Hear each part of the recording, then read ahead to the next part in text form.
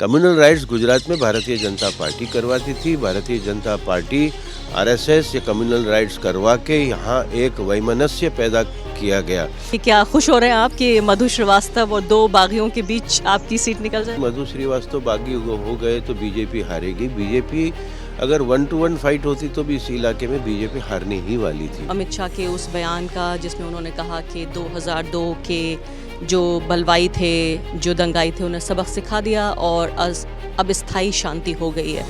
अशांति क्यों है?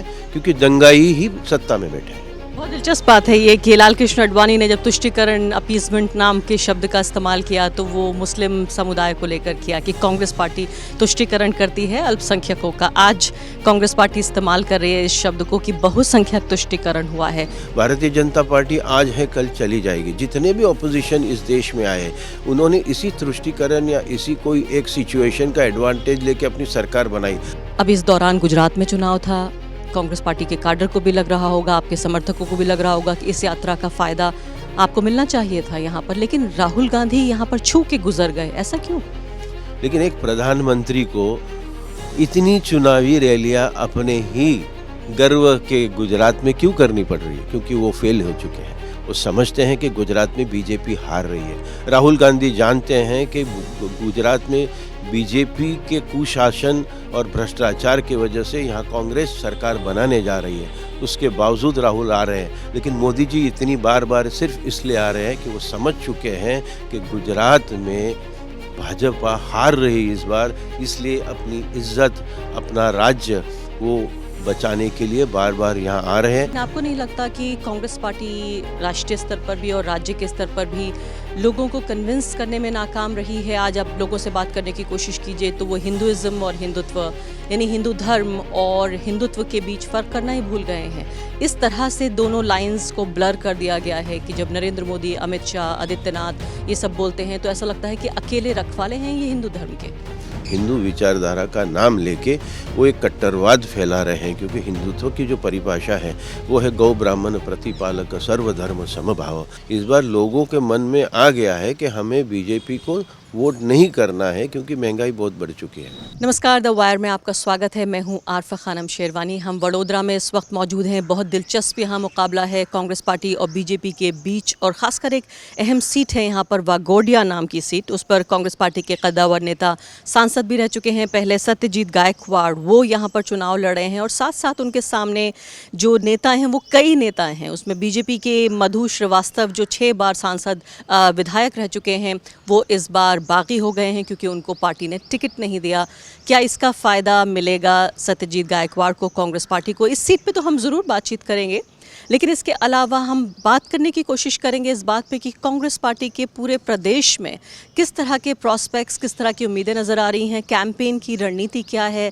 अहमदाबाद में जब मैं थी तो वहाँ कहा गया कि कांग्रेस पार्टी को लेकर शोर नहीं है, कोई ज़्यादा रैलियाँ नज़र नहीं आ रही हैं। तो कांग्रेस पार्टी के एक लीडर ने कहा कि वो साइलेंट कैंपेनिंग कर रहे हैं। क्या होती है साइलेंट कैंपेनिंग? और साथ साथ चूँकि गायकवाड़ जी यूथ कांग्रेस के प्रेसिडेंट भी हैं, तो क्या गुजरात का युवा उनके साथ है या नहीं? बहुत बहुत स्वागत है आपका। सबसे पहले बताइए कि क्या खुश हो रहे हैं आप कि मधु श्रीवास्तव और 2 बागियों के बीच आपकी सीट निकल जाएगी? हाँ, खुश तो हूँ, लेकिन जो असली स्टैटिस्टिक्स ये हैं, पिछले चुनाव में कांग्रेस ने नुमाइंदा नहीं रखा था। कांग्रेस डिड नॉट कंटेस्ट, तो बीटीपी को वो चली गई थी।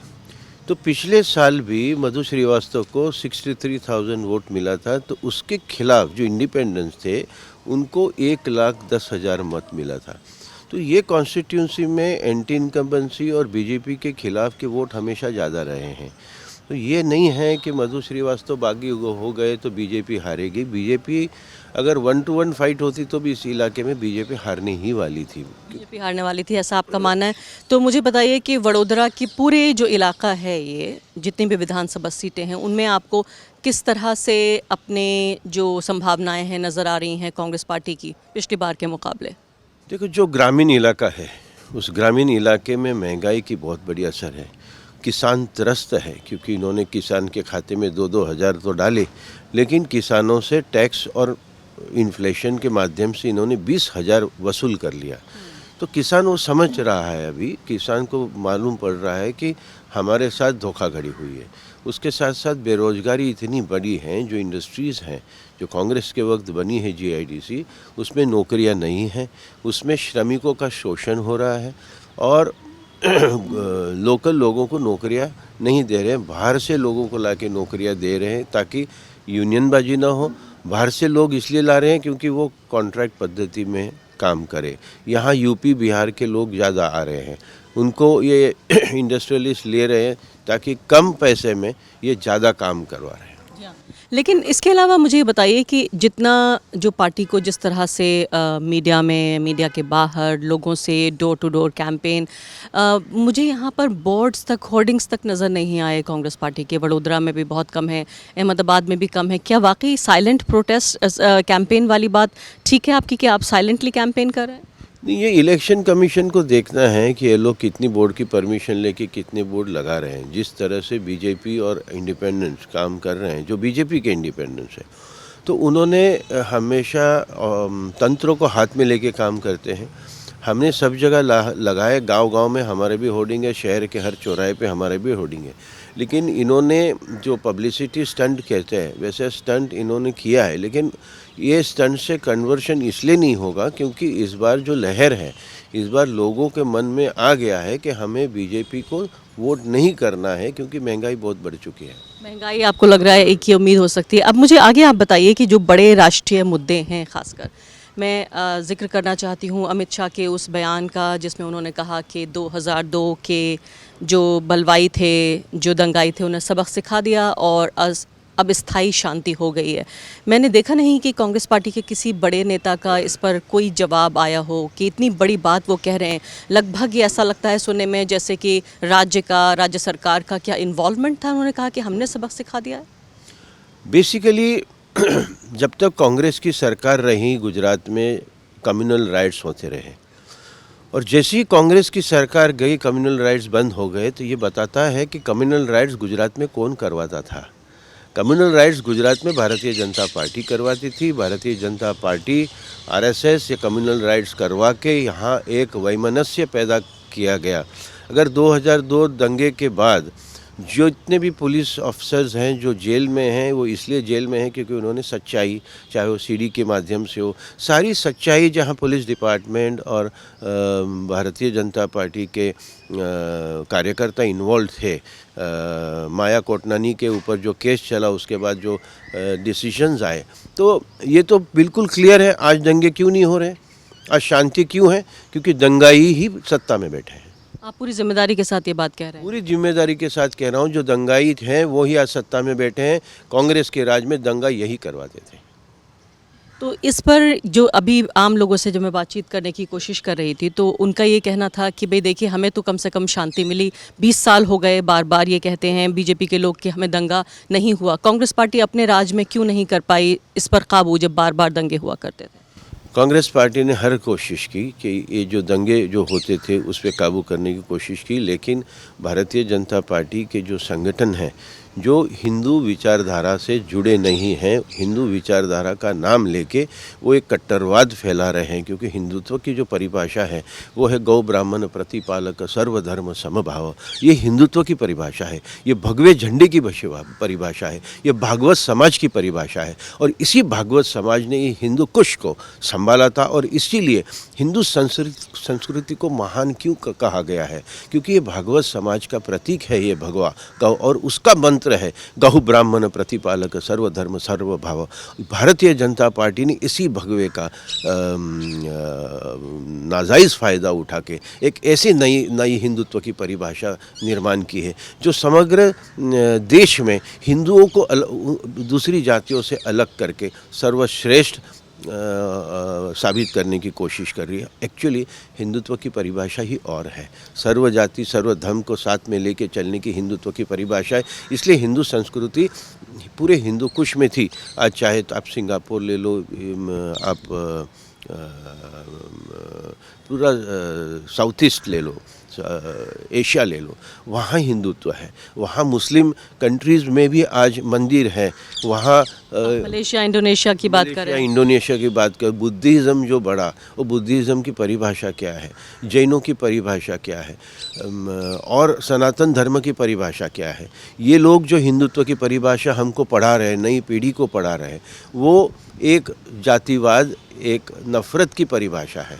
भारतीय जनता पार्टी का हिंदुत्व और असली जो सनातन धर्म का हिंदुत्व है, उसमें बहुत फ़र्क है। आप बातें बहुत अच्छी कर रहे हैं और शायद वो पुराने दौर का जो हिंदू धर्म है, जो हिंदुइज़्म है, हिंदुत्व के अलावा उसमें फ़र्क भी आप बता रहे हैं, लेकिन आपको नहीं लगता कि कांग्रेस पार्टी राष्ट्रीय स्तर पर भी और राज्य के स्तर पर भी लोगों को कन्विंस करने में नाकाम रही है? आज आप लोगों से बात करने की कोशिश कीजिए तो वो हिंदुइज़्म और हिंदुत्व, यानी हिंदू धर्म और हिंदुत्व के बीच फ़र्क करना ही भूल गए हैं।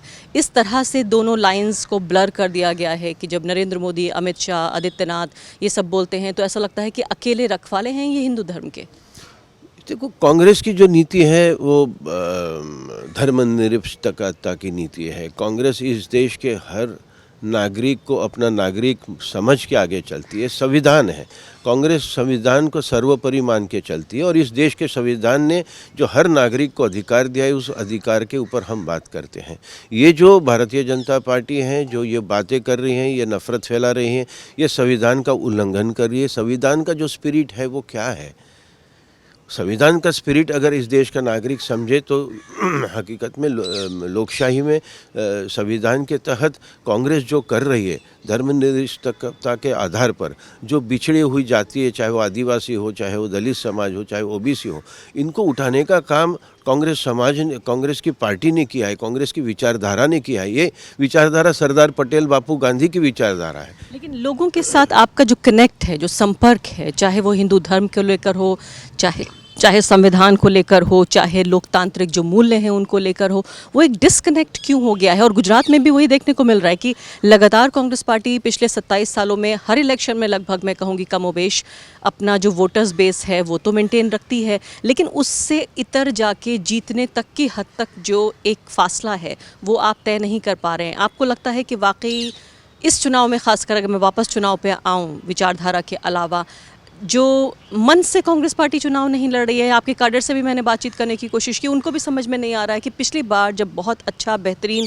चुनाव लड़ा, जीतने के बिल्कुल द्वार पे पहुंच के वापस आ गए, इस बार ऐसा क्या हुआ?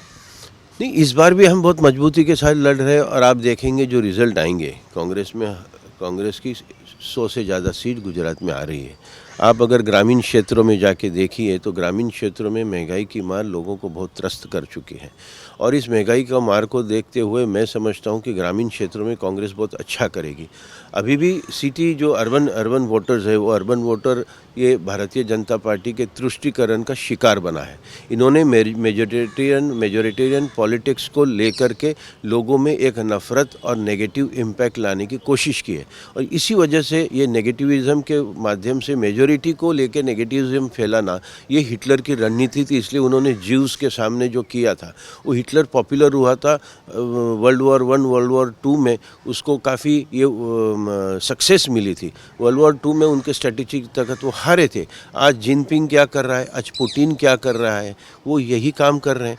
ट्रंप ने भी आज अमेरिका में क्या करने की कोशिश की, मेजॉरिटी जो वाइट्स लोग हैं उनको साथ में लेके तुष्टीकरण की नीति अपनाई, नेगेटिविज़म अपनाया। और मैं आपको कहता हूँ कि आज मीडिया भी कि अच्छे काम को कहाँ बताती है। मीडिया भी आज नेगेटिविज़म, कंट्रोवर्शियल जो सब्जेक्ट्स है उसको ज़्यादा उजागर कर रही है। इसी वजह से आज की जो नई पीढ़ी है इस देश की, वो उस नेगेटिविज़म के आधार पर ही दुनिया देख रही है। ये मीडिया की जिम्मेदारी है कि जो सही हो रहा है, जो सही होना चाहिए देश के एकता के लिए, वो बता नहीं रही। बहुत दिलचस्प बात है ये कि लाल कृष्ण आडवाणी ने जब तुष्टीकरण, अपीसमेंट नाम के शब्द का इस्तेमाल किया तो वो मुस्लिम समुदाय को लेकर किया कि कांग्रेस पार्टी तुष्टीकरण करती है अल्पसंख्यकों का। आज कांग्रेस पार्टी इस्तेमाल कर रही है इस शब्द को कि बहुसंख्यक तुष्टीकरण हुआ है शहरों में, यानी कि एक ही, वो तो कहते हैं कि भाई हमें ज़रूरत ही नहीं है, हम यहाँ पर तो 10% से भी कम मुस्लिम आबादी है, हम जो 90% लोग हैं उन पर हम फोकस करते हैं, 10% के खिलाफ राजनीति करते हैं। ये तो सुपरहिट फार्मूला है।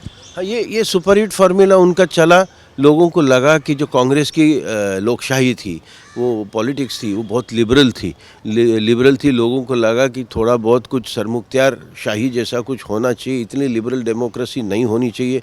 जब तक तुष्टीकरण की बात है तो 10-15% जो मुस्लिम समुदाय है उसको लेके कांग्रेस ने कभी भी उनको कुछ ऐसा दिया नहीं कि उसकी वजह से हम तुष्टीकरण की बात कर सके। कांग्रेस ने हर धर्म, हर समाज को दिया है, चाहे कोई भी पंथ हो, धार्मिक पंथ हो, चाहे स्वामीनारायण पंथ हो, चाहे जैनिज़्म हो। जैनिज़्म को माइनॉरिटी का स्टेटस तो कांग्रेस ने दिया, और कांग्रेस ने हर तबके को मौका दिया, हर तबके के लिए काम और किया। कितने लोग इस बात को वाकई स्वीकार करेंगे? इस बात को भी आप ढंग से पब्लिसाइज नहीं कर पाए कि जैन समुदाय को अल्पसंख्यक बनाया, उनको उस कैटेगरी में डाला ताकि उनको वो फ़ायदे मिल सकें।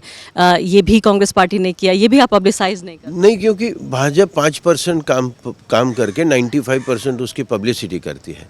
कांग्रेस जो काम करती है उसको बतावा दिखावा नहीं करती है, और कांग्रेस का ये कभी नहीं रहा। कांग्रेस एक बहुत जिम्मेदारान पार्टी है। भारतीय जनता पार्टी आज है, कल चली जाएगी। जितने भी ऑपोजिशन इस देश में आए, उन्होंने इसी तुष्टीकरण या इसी कोई एक सिचुएशन का एडवांटेज लेके अपनी सरकार बनाई, सरकार चला नहीं पाई। अगर अर्थतंत्र की बात करें तो मुझे हंसी आती है सीतारामन पे कि वो कहती है रुपया गिर नहीं रहा, डॉलर मजबूत हो रहा है। तो ऐसे भी लोग हैं इस देश में जो इस बात को मान रहे हैं, और वो पढ़े लिखे लोग मान रहे हैं, क्योंकि उनके आंखों पर जातिवाद का और कम्युनल एक पट्टा बांधने में मोदी शाह की जो जोड़ी है वो एक सक्सेस हुई। लेकिन आज कहीं ना कहीं, कभी ना कभी रियलिटी ग्राउंड स्तर पे आएगी, जब आपका बच्चा, आपकी बच्ची जब आपकी बात नहीं माने, और जब देख रहे हैं आज का यूथ जो है वो देख रहा है कि इनके फॉर्मूला पे ना तो नौकरियां बढ़ रही है, ना इंडस्ट्रीज़ बढ़ रही है, मॉन्यूमेंटल ग्रोथ है।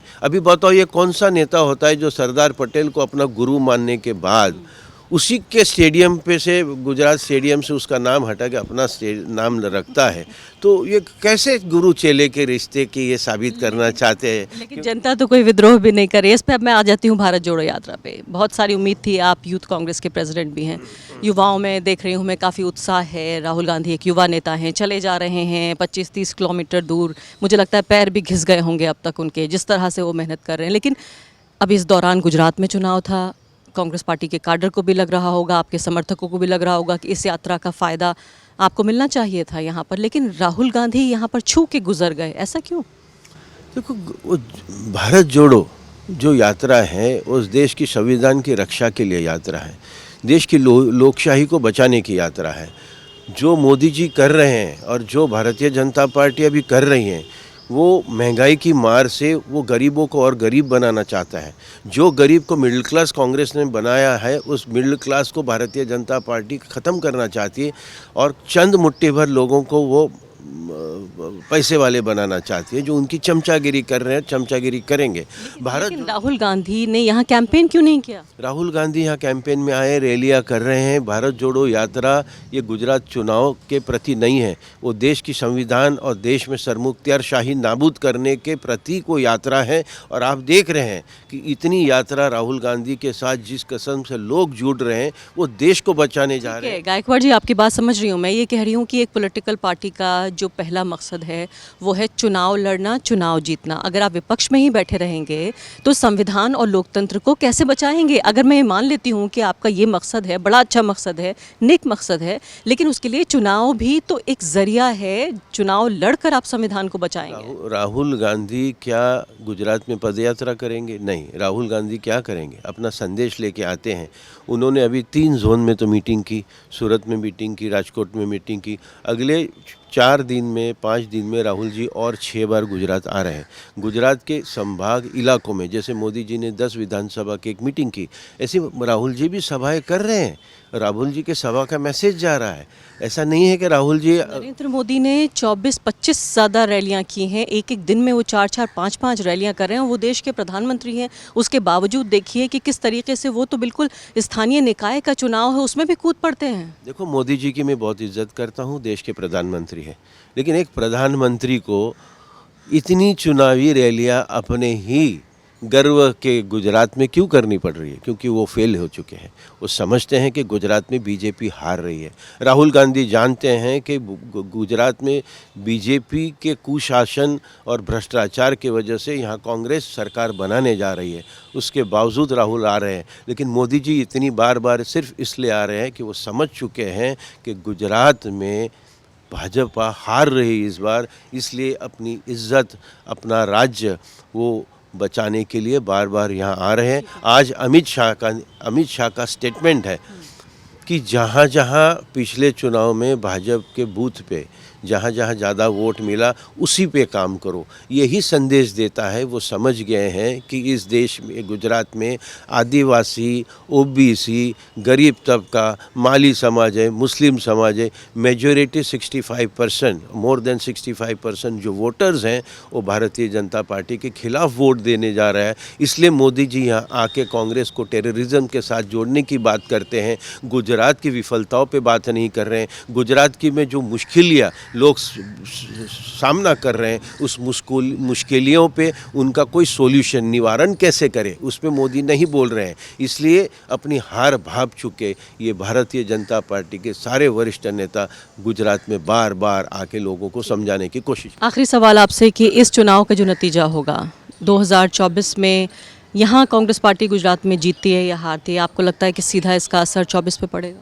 बिल्कुल, अगर कांग्रेस यहाँ सरकार बनाएगी तो आने वाले 2024 में जो मोदी जी का एक देश भर में एक हवा है कि मैं ईमानदार हूँ, मैं काम करता हूँ, वो कहते हैं ना, आप एक दिन मेरे लिए जागो, मैं 5 साल जागूंगा, ये सब जितने भी उनके बलून्स थे वो फूट चुके हैं हवा में। और लोग समझ चुके हैं कि ज़मीनी तौर पे भारतीय जनता पार्टी की लोगों की हित में, लोगों की सुरक्षा के हित में, लोगों की भविष्य के हित में उनकी जो रणनीति है वो फेल हो चुके हैं। उनका अर्थतंत्र फेल हो चुका है। वो चाहे नोटबंदी का किस्सा हो, चाहे उन्होंने इंडस्ट्रीज़ को जिनपिंग में के यहाँ ला के, गुजरात में ला के जो एक हवा बनाया, उनका पूरा एक हवा है, दिखावे की राजनीति है। प्रैक्टिकल तौर पे ज़मीन पे कुछ नहीं हो रहा।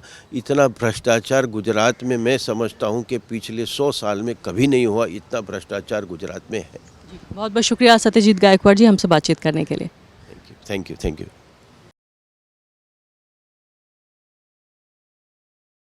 द वायर के और वीडियोस देखने के लिए सब्सक्राइब करें और बेल आइकन पर क्लिक करें। स्वतंत्र पत्रकारिता की आर्थिक मदद करने के लिए डिस्क्रिप्शन में दिए गए लिंक पर जाएं और अपनी राशि चुनें।